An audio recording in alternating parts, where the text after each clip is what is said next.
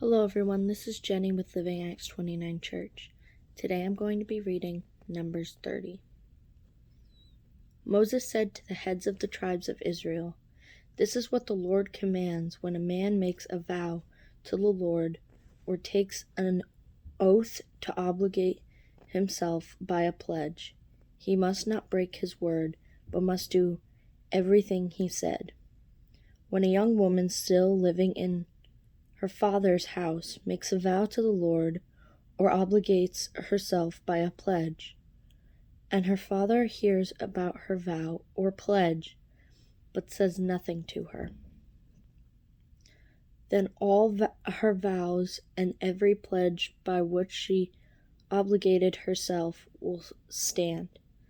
But if her father forbids her when he hears about it, none of her vows or the pledges by which she obligated herself will stand. The Lord will release her because her father has forbidden her. If she marries after she makes a vow, after her lips utter a rash promise by which she obligates herself, and her husband hears about it but says nothing to her, then her vows or the pledges by which she obligated herself will stand. But if her husband forbids her when he hears about it, he nullifies the vow that obligates her or the rash promise by which she obligates herself, and the Lord will release her. Any vow or obligation taken by a widow or divorced woman will be binding on her.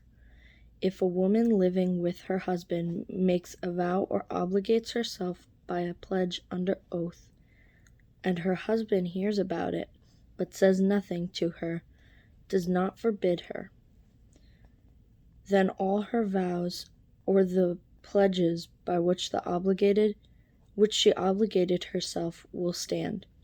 But if her husband nullifies them when she hears about them, then none of the vows or pledges that came from her lips will stand. Her husband has nullified them, and the Lord will release her. Her husband may nullify any vow she makes or any sworn pledge to deny herself. But if her husband says nothing to her about it from day to day, then he confirms all her vows or the pledges binding on her.